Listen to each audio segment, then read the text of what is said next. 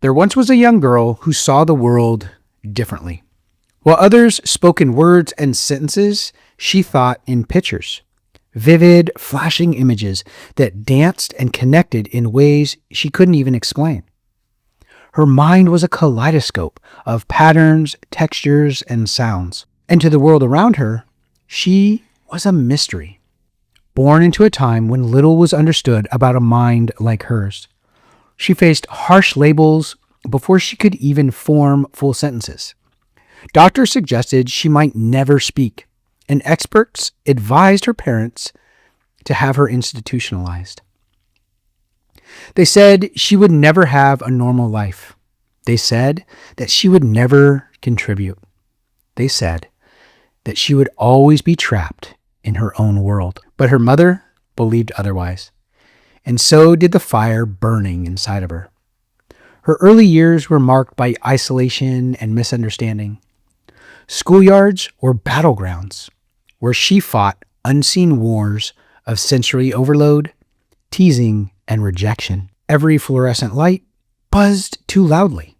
Every unexpected touch was agony. But she also saw beauty where others missed it. The shifting of patterns of leaves in the wind, the symmetry of machines, and the silent language of animals. At a young age, she discovered solace among the creatures that didn't judge her, the animals, whose movements and needs she could read intuitively, as if she spoke their own secret language. Through relentless determination, she pushed through barriers that seemed immovable.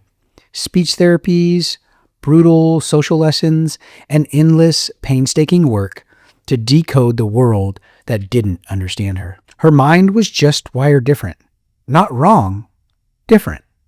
And it became her greatest weapon. She pursued education in a time where women, much less women with neurological differences, were rarely welcomed in science and engineering.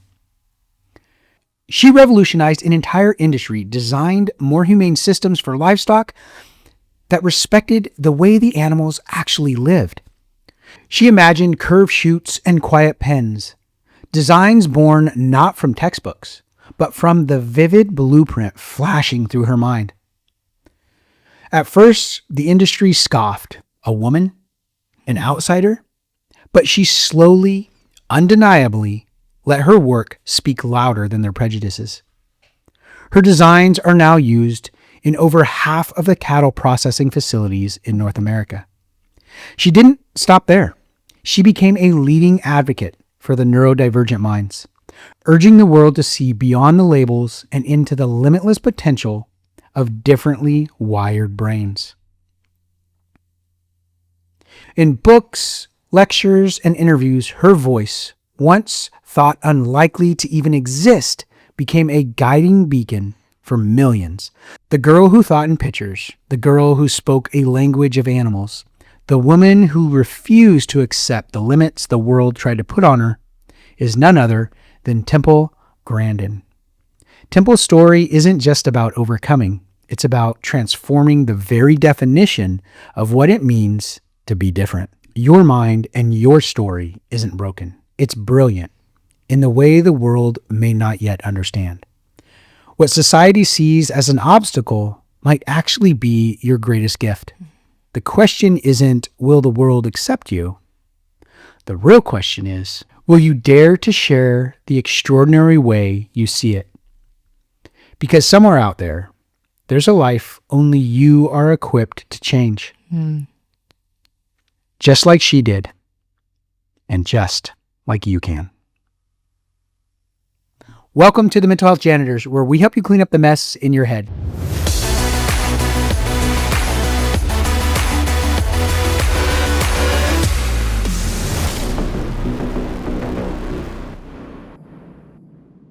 I'm your host, Sergeant Q, and with me as always, Doc Jess. Hi, welcome. Thanks for being here, you guys. Jess, did you know who this was? I have no idea. You still don't know, huh? No. Okay, so she is a very autistic woman.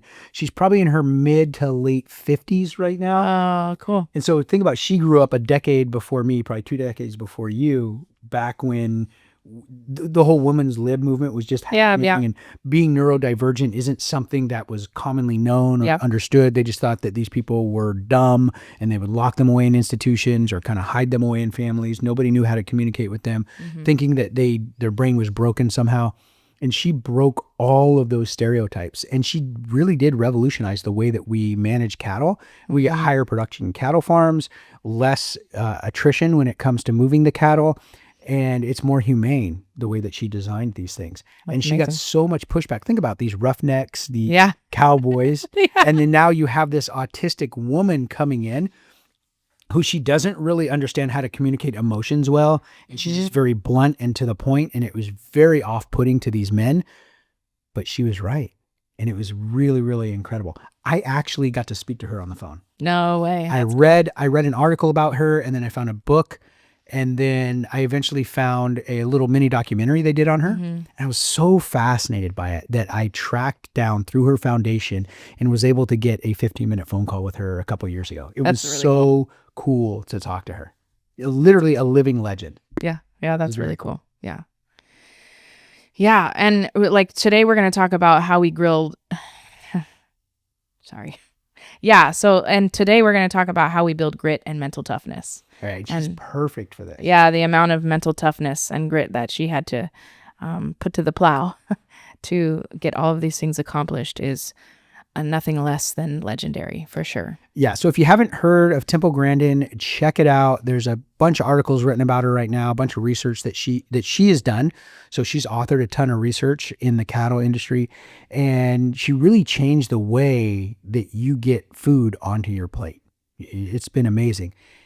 And she's still alive today. I mean, she's still out there operating, changing lives, giving speeches, keynotes everywhere. It's super cool. Somebody who the world would have just pushed aside and dismissed, she's become a leading voice for the cattle industry. Yeah. And for neurodivergent brains, I'm sure. Yeah. Oh, yeah, sure. Yeah. Absolutely. Yeah. So neurodivergent brains is pretty much what people know as ADHD or on the spectrum. And there's lots of different ways to explain it. About, I don't know, 30% of the population has a neurodivergent brain about.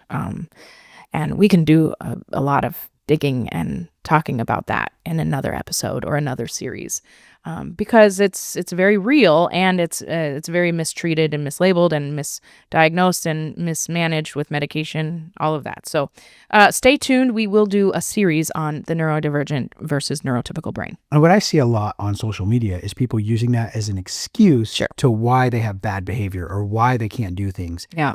And Temple Grandin is somebody who would turn that on its ear. Yeah. So I see those TikTokers out there and those social media junkies that are out there trying to use this as an excuse for their behavior. When I look at somebody like Temple Grandin, I said, no, absolutely not. Yeah. Building mental strength by doing hard things on purpose, learning how adversity forges resilience, not weakness, and identifying the pushing point past a quitting point. So when you feel like quitting, pushing past that, that's what we're going to talk about today. We're going to unpack a little bit Angela Duckworth. She's a psychologist, renowned researcher, and author of the best-selling book Grit: The Power of Passion and Perseverance. She's known for her groundbreaking research that shows success does not come from luck, IQ, or talent. The science behind grit is that the research shows the biggest predictor for long-term success isn't IQ, natural talent, or luck. It's grit. Grit is made of two ingredients, which is passion and perseverance in our lives. So passion isn't about intense feelings. Don't get us wrong. It's about commitment to a meaningful goal, even when the excitement fades. That's what true passion is. And then perseverance is the sticking with the goal, even when it gets boring, painful, discouraging, or inconvenient. You know what instantly came to my mind when I think of grit is that little bit of irritant that happens in your life, something that irritates you. And here's something that's really cool. If you didn't know, pearls, they come, freshwater pearls come, or even saltwater pearls, they come from a mollusk, so a clam that gets a little tiny piece of sand inside of the shell. And what they do is they don't expel it, they encapsulate it. and it rolls around in there and rolls around in there and rolls around there, and they keep coating it and coating it and coating it until it becomes this pearl, which we find as incredibly valuable. But to that mollusk or to that clam, it was something that was just an irritant that they dealt with for a long time that became something beautiful and valuable. So think about your life, those things that irritate you, that are hard, that you have to deal with every single day. Maybe it's a disability, maybe it's a mental health condition, maybe it's anxiety, something that is just persistent, that is always there and always causing you problems. If you build grit and resilience around it, it becomes something beautiful that the rest of the world sees as valuable. Yeah, that's a really good metaphor. That literally just came to my head. Of course it did. Download. That goes back to my daily routine. Yeah. Honestly, I spend time with the Lord every single morning, and I ask God to show me his ways throughout the day. And you guys just saw in real time a download. Like that is what happens. I'd say on a semi-regular basis. Is that right there? God just gave me that download. You guys saw it in real time. That's cool.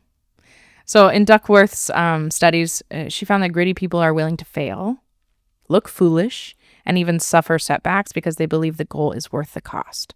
Grit grows when you choose to push through discomfort instead of quitting. We would never get the pearl if that little clam didn't push through the discomfort. That's right. It's not something that you're born with. It's something that you build. Next, the role in adversity in shaping identity. Adversity is not something to avoid. It's the training ground for mental toughness. Just like lifting heavy weights, like we talk about, it tears muscles from the fibers and then it rebuilds them stronger. Adversity tears us in a way that allows strength and character to rebuild stronger. And every hard thing that you go through, when you don't quit, it trains your mind to handle even bigger challenges later. So the obstacle is not in the way, it literally is the way. This is the way. Walk in it. I'm foreshadowing for something coming up. Nice.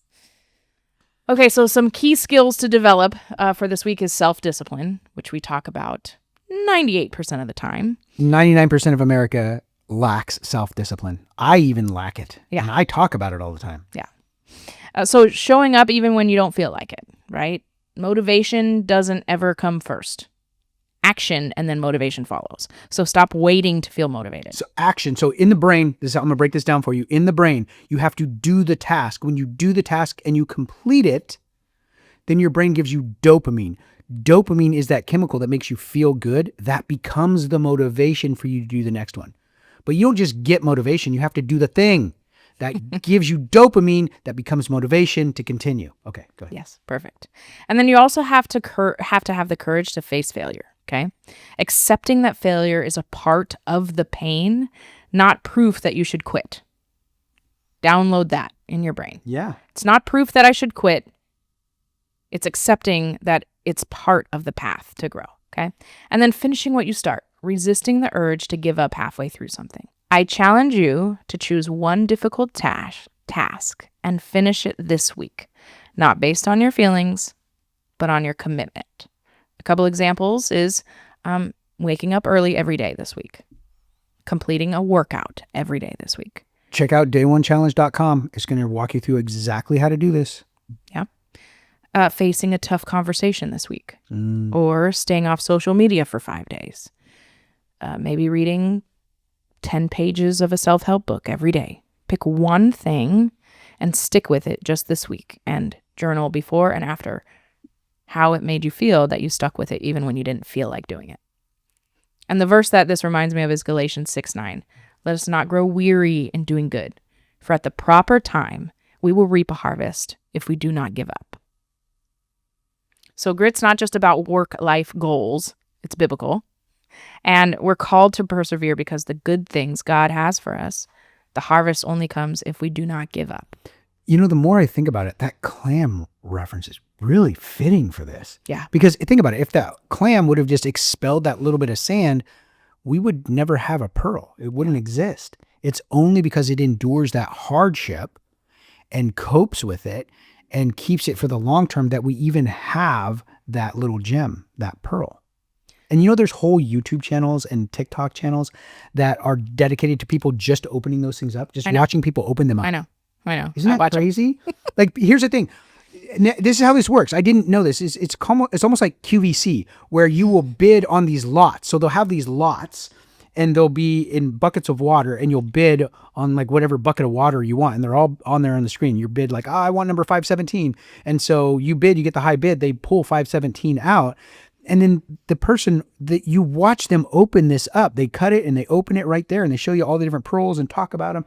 And then that gets sent to you. Those pearls get sent to you. It's this crazy thing that people really get into. I kind of got into it. I'm like, this is cool. I don't even like pearls, but this was enthralling to watch. That's really cool. Have you seen this? Not Oh, that it's part. amazing. It's so cool. Yeah. Well, right, like it is a really great metaphor. And if you think about like, if I think about our lives, right? Like if we chose to not sit with, persevere with passion, we wouldn't be here doing this podcast. You wouldn't have written your book. You wouldn't be leading award-winning nonprofits. Like all the things that you're doing to help others, you wouldn't be able to do that they see value. They see it as valuable. Yeah. Right. Yeah, it's just be a clam. So those are just some valuable things that I have in my life. Jess, she wouldn't be a therapist helping people every single day take control of their mental health. She wouldn't have built out an entire parenting class, helping parents be the very best they can for their kids. Sure. Like all these things that we would have failed to do if we would have just ran away from the adversity, but we stuck with it. And now we have something valuable that we can contribute to the world. So it's the same thing for you. There's nothing special that we have. That grit and determination, it takes time. Don't give up. Keep working at it. And you'll create something just as valuable or more so. And though it's really cool to get the Cliff Notes version from us, right? Like there's only so much you can get from listening, right? Like he always says, you got to do it. But also like stop being okay with just the Cliff Notes. Go get this book, The Power of Passion and Perseverance. Go watch the documentary on Temple Grandin. Like go and do the work, do the research. If there's an area in your life you want to build grit or perseverance, like get a self-help book and challenge yourself just to read 10 pages a day. That would take 5-10 minutes. You can do anything. But more than that, then apply what you learned. So many people, I talk to people all the time that are in the same situation they were 10 years ago, but they've read all these books. Knowledge is wasted because they don't apply it. Yeah. Knowledge and wisdom are two completely different things. Knowledge just means you took it in. Wisdom is putting it out. What did you learn? What are you doing with it? Two different things. There's a ton of people that have multiple degrees and are very knowledgeable in the subject, but they're working at a diner or at fast food because they're not taking the knowledge they had and turning it into wisdom for their life. I see this all the time where people will be very educated, but they're not applying it. I say this all the time, and it's a friend of mine from the blocks. He said, America does not have an education problem. They have an execution problem. And so if all you're doing is listening and you're not applying these things, you're failing. Yeah. Billy, my husband and I went to training through the Wounded Warrior Project Odyssey, and we learned the Gottman Institute, the breakdown of the Gottman. And he just came home the other day and said, it's so cool when I try to teach my clients, because he's a barber. And so, he's like a therapist. No, there's a movement right now. I know a therapist right now that's trying to train up barbers because they are mini therapists in those 30 to 45 minute hair sessions. Yeah. So, right. They don't have the book knowledge of 7 years of schooling that I had to go through, but they are listeners, and people, they talk to their hairstylists and their barbers. And he loves reteaching these steps in this Gottman, because he said, when I'm talking about it to other people and teaching them, it's on the forefront of my mind, and then I put it into practice, right? And we've talked about the study and the research of, like, if you go to a lecture and you just listen, you retain 20%. If you write notes, you retain 30 to 40. If you take notes and then rebuild and reteach it, you retain 90%. That's why I teach parenting classes. That's why I like doing the podcast. That's why I like teaching marriage classes, because remains on the forefront of my mind to be able to put it into practice. And this is exactly what I teach my business students. So I have a whole ABCs of business scaling, and I walk them through this process. I call it the educate, empower, and encourage. And I teach them how to do it. And then I turn around at the end and I say, and that's exactly what I've done to you. I educated you by teaching you these things. Then I empowered you with the tools that I built for you, and you're utilizing them right now. And then over the last 2 months, I've been encouraging you as you've deployed them inside of your company. So I don't just teach it, but we do it right here. And this is exactly how you can replicate this for your employees. This just becomes a reciprocal process where I'm teaching it to you and you're teaching it to them, and they're going to teach it to the next generation.